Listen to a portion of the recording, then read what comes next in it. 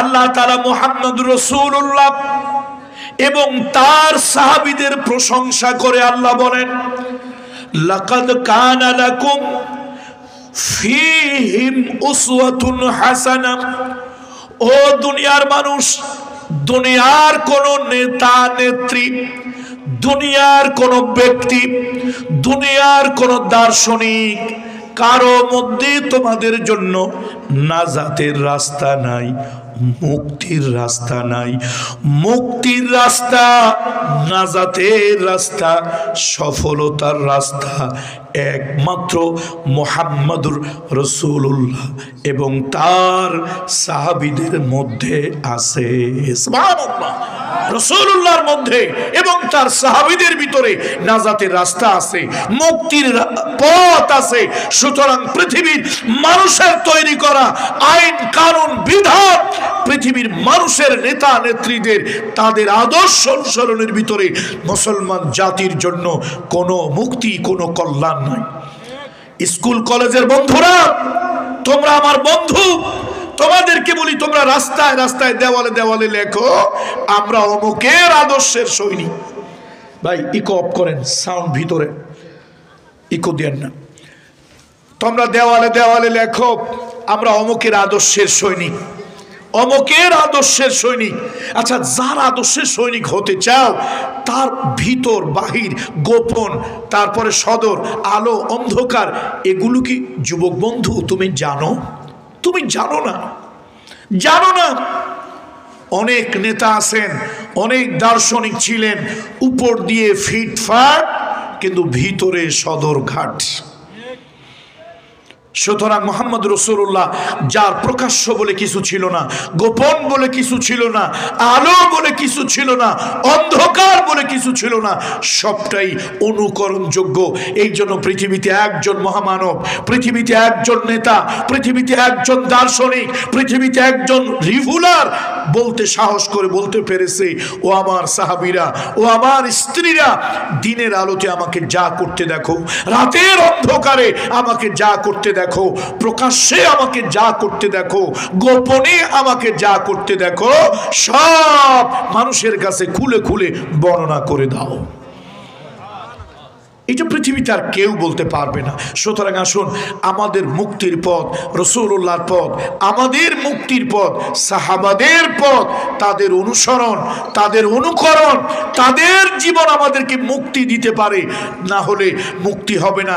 এই নেতা যাবে, ওই নেতা আসবে, এই দল যাবে, ওই দল আসবে, ইত্যাদি হবে। এ জাতির ভাগ্যের কোনো পরিবর্তন হবে। 1947 সালে আমরা লড়াই করলাম। আমরা করলাম বলতে আমাদের দাদারা, দাদার বাবারা লড়াই করলো 1947 সালে দ্বিজাতি তত্ত্বের ভিত্তিতে টু নেশন থিওরি, এর উপরে দেশ স্বাধীন হলো। সেখানেও ষড়যন্ত্র হলো। ইন্ডিয়ান কিছু উগ্রবাদী, মৌলবাদী কিছু হিন্দুরা, তারা নারী আর মদের লোভ দিয়ে ইংরেজদের মাথা নষ্ট করে দিল। কলকাতা আমার ভাগে পড়ার কথা ছিল, ত্রিপুরা আমার ভাগে পড়ার কথা ছিল। এখানের বিরাট একটা মুসলিম কমিউনিটি আমাদের থেকে বঞ্চিত হলো, ইন্ডিয়ার পেটের মধ্যে ঢুকে গেল। দুইটা দেশ হইল 1000 কিলোমিটারের পার্থক্য। আমি রাষ্ট্রবিজ্ঞানে অল্প কিছু পড়াশোনা করেছি ঢাকা বিশ্ববিদ্যালয়ে। এখন আর পড়াশোনা না করলেও অন্তত কয়েকটা প্রতিষ্ঠান, বাড়িতে একটা কামিল মাদ্রাসা ছেলেদের, মেয়েদের আবার আলাদা একটা আলিয়া মাদ্রাসা, বড় বড় দুইটা কওমি মাদ্রাসা, একটা স্কুল চালাই, একটা স্কুল অ্যান্ড কলেজ করেছি। ব্যর্থ হয়েছি। আমরা তো আর শিল্পপতি না। এদেশের পলিটিক্স যারা করে তারা শিক্ষাকে পেট্রোনাইজ করার জন্য, শিক্ষাকে অগ্রসর করার জন্য তাদের চিন্তা ভাবনা থাকে না। তাদের চিন্তা থাকে চোরের ভোটের যে মূল্য, ইমাম সাহেবের ভোটের একই মূল্য। সুতরাং রাজনৈতিক লোকেরা সবসময় ভোটের চিন্তা করে। তাদের চিন্তা হলো পকেট মারের ভোটটা এক পালায় রাখলে যতটুকু হবে, এলাকার সব থেকে বুজুর্গ আল্লাহওয়ালা লোকের ভোটটা আর এক পালায় রাখলে ওজন ডেমোক্রেসিতে একই রকম হবে। এই জন্য আমার দেশের পলিটিক্যাল লোকেরা সমাজ পরিবর্তন, শিক্ষার পরিবর্তন, শিক্ষার গুণগত পরিবর্তন, এরকম কোনো চিন্তা ভাবনা তাদের মাথার মধ্যে থাকে না।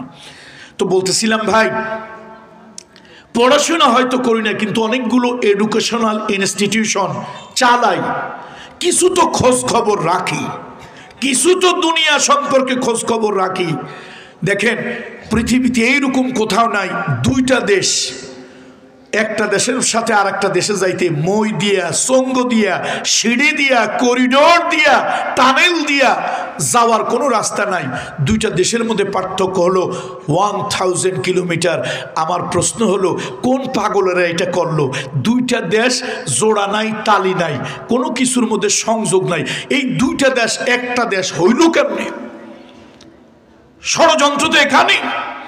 1947 গেল, 1952 সালে আবার আমরা আন্দোলন করলাম। আমাদের ভাষা হলো কোনটা? বাংলা ভাষা। বোধহয় গুনার একটা ভাষা, সোয়াব টোয়াব নাই, কি কন আপনারা? বাংলা ভাষা পাপের ভাষা, নেকির ভাষা না, সোয়াব নাই। এতে আসেনি কোনো সোয়াব? আছে, অবশ্যই আছে। ওয়ামা আরসালনা মির রাসূলিন ইল্লা বিলিসানি কওমি। আল্লাহ তাআলা বলেন এই দুনিয়ার ভিতরে কোন নবী রাসূল আমরা পাঠাই নাই। আমি আল্লাহ তাআলা কোন নবীকে নবুয়ত দেই নাই ইল্লা বিলিসানি কওমি, তার মায়ের ভাষা, মাতৃভাষা ছাড়া। নবীকে আল্লাহ তাআলা ওহী দিয়েছেন মাতৃভাষায়, নবীকে আল্লাহ তাআলা কিতাব দিয়েছেন মাতৃভাষায়।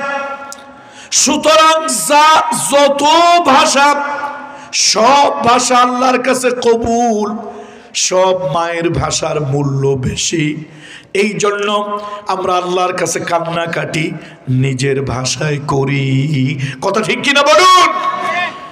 1952 সালে আমার ভাষা কেড়ে নিতে চাইলো কিছু লোক।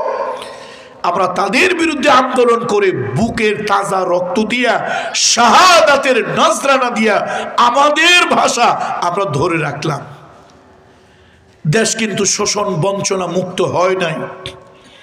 এবার আসলো 1971 সাল। এই 1971 সাল পশ্চিমাদের শোষণ, শাসন, বঞ্চনা 1000 কিলোমিটার দূরে থাকলেও তারা ওই জায়গা থেকে আমাদের উপরে শোষণ চালায়, নিপীড়ন চালায়। এ দেশের লোকেরা স্বাধীন হওয়ার জন্য, ইন্ডিপেন্ডেন্ট হওয়ার জন্য তারা আন্দোলন শুরু করলো। যদিও ইন্ডিয়ার অনেক ষড়যন্ত্র আমার স্বাধীনতায় ছিল। মেজর জলিল আমাদের বাড়িতে বেড়াতে গিয়েছিলেন, হাফিজ হুজুর রহমাতুল্লাহ আলাইহির পাশে। তখন আমি ছোট, আমার আব্বাজান এক পাশে, হাফিজ হুজুর এক পাশে। মেজর জলিল বড় দুঃখ করে বক্তৃতা দিয়েছিলেন। জীবনের বিনিময়, জীবনের ঝুঁকি নিয়ে দেশের জন্য লড়েছি, দেশকে স্বাধীন করেছি। কিন্তু আগে যদি জানতাম যে ইন্ডিয়া আমার দেশটাকে গিলে খাওয়ার জন্য, আমার দেশটাকে তার করদ রাজ্য বানানোর জন্য, আমার দেশের দামি দামি সম্পদগুলি চুরি করার জন্য সে আমার স্বাধীনতার সাথে সহযোগিতা করতেছে, তাহলে মরে যেতাম, তবু ইন্ডিয়ার এই জালিমদের, এই ষড়যন্ত্রকারীদের সহযোগিতা নিতাম না। মেজর জলিলকে আল্লাহ মাফ করে দিক, জান্নাতে উচ্চ মাকাম তাকে দান করুন। বন্ধুরা আমার, আমার জাতির শ্রেষ্ঠ সন্তান বীর মুক্তিযোদ্ধারা 71 সালে দেশটা স্বাধীন করল। দেশের মানুষ কিন্তু মুক্তি, কল্যাণ পায় নাই। এবার এলো 1990 সাল। এক স্বৈরাচারী ডিকটেটরকে হটিয়ে আবার আপনাদের ডেমোক্রেসি, আমাদের না, আমি এমনি পুরোপুরি এই পাবলিক ডেমোক্রেসি, আব্রাহাম লিঙ্কনের ডেমোক্রেসি। যদিও আমি কিছুদিনের জন্য রাষ্ট্রবিজ্ঞানের ছাত্র ছিলাম, কিন্তু আব্রাহাম লিঙ্কনের ডেমোক্রেসিতে আমি বিশ্বাসী নই। এটা আমার আইডিওলজি না। তার কারণ গণতন্ত্রের নামে দেশে যা চলে এটা স্বৈরতন্ত্র।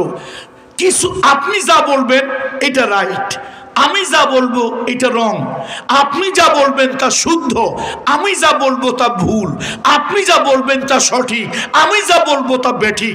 আপনার কথা বলার অধিকার আছে, আমি মানুষ, নাগরিক, আমার কোনো আই হ্যাভ নো রাইটস, আমার কোনো কথা বলার অধিকার নাই।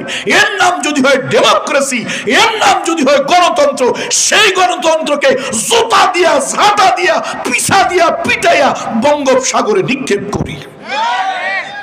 তুমি কথা বলতে পারবা? এই যে দীর্ঘ 15.5 বছর এক জালিমের আমাদের উপরে চেপে বসেছিল, ওরা যা বলতো তাই সঠিক, তাই সঠিক। আমার নিজের খানকায় 5টা লোক নিয়ে জিকিরের তালিম দেবো, ভয়তে কলজা কাঁপছে। 5টা লোক নিয়ে জিকিরের তালিম দিলে সেখানেও কিছু জালিমের এসে বলছে নাশকতার পরিকল্পনা। বন্ধুরা আমার, 71 গেল, 90 গেল, 2024 সালের 36 জুলাই, দ্যাট মিন 5ই আগস্ট, এদেশের তরুণেরা, কিশোরেরা, হাজারো যুবক শহীদ হলো, লক্ষ যুবক হাত পাও চোখ নাক হারালো, আহত হলো, আবার একটা স্বাধীনতা আনলো। সেই স্বাধীনতায় আমরা এখন আছি। এখন আবার দেখি কিছু লোক সাদাবাজি মস্তানি শুরু করে দিয়েছে, কথা ঠিক না? তবে একটা কথা বলে যাই, আগের ওয়ালারা পালানের সময় পাইছে 45 মিনিট। এখন যারা সাদাবাজি রাহাজানি করে দেশটাকে তাদের প্রভু প্রভু মনে করবেন, আমাদেরকে চাকর গোলাম মনে করবেন, তাদেরকে সতর্ক করে দেই, ওরা তো পালানের সুযোগ পাইছে, জায়গা পাইছে, ওদের মামু বাড়ি, শ্বশুর বাড়ি, তাওই বাড়ি, খালু বাড়ি, নানা বাড়ি আছে, পালাতে পেরেছে। তোমরা কিন্তু বঙ্গোপসাগর ছাড়া পালানের কোনো জায়গা পাবা না। এই জন্য আসুন, এই সমাজটা হিন্দু থাক, বৌদ্ধ থাক, মুসলমান থাক, আওয়ামী লীগ থাক, বিএনপি থাক, জাতীয় পার্টি, জাসদ, জামাত, হেফাজত, তরিকত, তবলিগ, এক কল্লি, 5 কল্লি, সবাই থাক, সমাজটা শান্তি থাক। আপনারা কি এর পক্ষে না বিপক্ষে? সমাজটা কি থাক? আমরা কি চাই? এই আমার সাথে আপনারা একমত না 2 মত? শান্তি চাই। এই সমাজ শান্তিতে ভরে যাক। এই সমাজটা শান্তি করতে চাইলে দার্শনিকের দর্শন দিয়ে সম্ভব নয়, নেতার নেতৃত্ব দিয়ে সম্ভব নয়। পৃথিবীতে রাহমাতুল লিল আলামিন আল্লাহ তাআলা যাকে পাঠিয়েছিলেন, ওয়ামা আরসালনাকা ইল্লা রাহমাতাল লিল আলামিন, রাহমাতুল লিল আলামিন মুহাম্মদ রাসূলুল্লাহ সাল্লাল্লাহু আলাইহি ওয়াসাল্লাম, তিনি এই সমাজকে শান্তির সমাজ বানানোর জন্য নানান চেষ্টা করেছেন। প্রথম চেষ্টা করেছেন মানুষ ভালো বানানোর জন্য। তার কারণ মানুষ ভালো হলে সমাজ ভালো হবে, মানুষ ভালো না হলে সমাজ কখনো ভালো হবে। এই জন্য মানুষ ভালো করতে চায়। আল্লাহ নবী, রহমতের নবী, মানবতার বন্ধু মুহাম্মদুর রাসূলুল্লাহ যেই সমাজে আসলেন তাওহীদের দাওয়াত নিয়া, রিসালাতের দাওয়াত নিয়া, নবীজি যে সমাজে আসলেন ওই সমাজে চুরি ছিল, ডাকাতি ছিল, খুন খারাপি ছিল, সুন্দরী নারীর ইজ্জত নিয়ে টানাটানি ছিল, মানুষ খাদ্যে ভেজাল দিত, ওজনে কম দিত, হরেক রকমের খারাপ চরিত্র ছিল।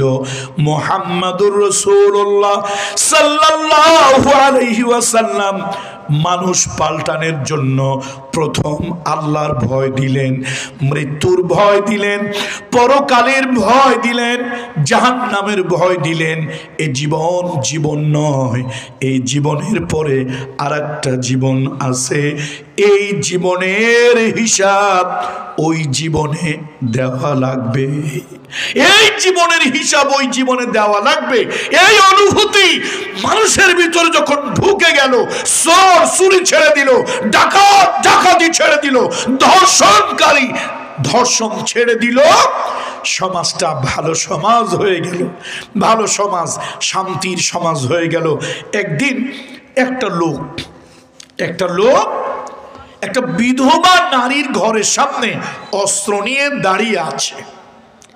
লোকেরা তাকে অন্ধকার রাতে, আপনি উঠছেন, ধরেন কথার কথা শেষ রাত্রে কোনো একটা কাজে উঠছেন, উঠে দেখলেন যে আপনার পাশের ঘরের সামনে ডাকাত অস্ত্র নিয়ে দাঁড়িয়ে আছে। আচ্ছা বলেন তো আপনার কেমন লাগবে? ওই লোকটা এক বিধবা নারীর ঘরের সামনে, এতিমদের ঘরের সামনে অস্ত্র নিয়ে দাঁড়িয়ে থাকতে দেখে গভীর রাত্রে বলল, ভাই তুমি কি এই ঘরে ডাকাতি করবে? তুমি কি এই ঘরে চুরি করবে? তুমি কি জানো এই ঘরের লোকটা, এই বাড়িওয়ালা কয়েকদিন আগে মারা গেছে? তাদের এতিম বাচ্চাগুলোর কান্না এখনো থামে নাই, তার বিধবা স্ত্রীর চোখের পানি এখনো শুকায় নাই, তাদের ঘরে খাবার বড় অভাব। এই অবস্থায় তুমি যদি এই ঘরে ডাকাতি করো, তারা তো আরো কষ্টে পড়ে যাবে। লোকটা উঠে বলছে, তুমি কি আমাকে চেনো? তুমি কি আমাকে চেনো? আমি তো ডাকাতি করার জন্য এই জায়গায় দাঁড়াই নাই। আমি আগে ডাকাতি করতাম, চুরি করতাম। মুহাম্মদ রাসূলুল্লাহ সাল্লাল্লাহু আলাইহি ওয়াসাল্লাম, আল্লাহর নবী, আল্লাহ রাসূল সাল্লাল্লাহু আলাইহি ওয়াসাল্লাম, তার কাছে আমি হাত দিয়ে ইসলাম কবুল করেছি, দিন ইসলাম গ্রহণ করেছি। নবীজি আমাকে শিখিয়েছেন, আমার কলিজায় ভয় ঢুকাই দিয়েছেন, আমার জেহেনের ভিতরে ভয় ঢুকাই দিয়েছেন। এই জীবন জীবন নয়, এই জীবনের পরে আর একটা জীবন আছে। এই জীবনের হিসাব ওই জীবনে দেওয়া লাগবে। আমি তো চিরজীবন চুরি করলাম, ডাকাতি করলাম, রাহাজানি করলাম, আল্লাহর আদালতে কি জবাব দেব? এই জন্য এতিমের ঘর, বিধবার ঘর রাত জেগে দাঁড়ায় দাঁড়ায় পাহারা দিচ্ছি, কোন ডাকাত চোর বুজুয়া যেন তাদের ঘরের ভিতরে সম্পদ ছিনিয়ে নিতে না পারে। আল্লাহর আদালতে পিছনের জীবনের জন্য আল্লাহর আদালতে যদি ধরা পড়ে যায়, আল্লাহর কাছে বলবো, মালিক আমার কাছে যখন পরকালের ভয়, তুমি আল্লাহর ভয়, জাহান্নামের ভয়, মৃত্যুর ভয় আমার দিলে যখন ছিল না, আমি চুরি করেছি, ডাকাতি করেছি, জবরদখল করেছি, জোর খাটিয়েছি, কিন্তু তোমার ভয় আসার পরে আমি অসহায় মানুষগুলোকে রাত জেগে দাঁড়িয়ে দাঁড়িয়ে পাহারা দিয়েছি। এই যে রেডিক্যাল চেঞ্জ, আবু যর গেফারিকে, আবু যর তুমি মানুষকে আর এইভাবে বলিও না, বলিও না। আবু যর গেফারি বললেন, ওসমান তুমিও শেষ পর্যন্ত দুনিয়ার প্রেমে পড়ে গেলে। ওসমান রাদিয়াল্লাহু তাআলা আনহু বলেছিল, আবু যর তোমার কথা তো সঠিক, তোমার কথা তো সঠিক। দুদিনের হায়াত, এই হায়াত যদি বিয়ে শাদী, ছেলে মেয়ে, এই দুনিয়ার নানান ঝামেলায় যদি নষ্ট করে ফেলি, তো আখিরাতের জন্য কি করব? এটা তোমার কথার সাথে আমি একমত।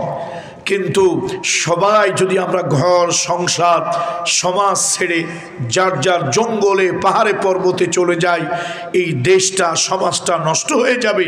মুহাম্মদ রাসূলুল্লাহ থেকে বড় বুজুর্গ, আল্লাহর হাবিবের থেকে বড় ইমানদার, আল্লাহর উপরে বড় তাওয়াক্কুলকারী সৃষ্টির মধ্যে আর কেউ ছিল না।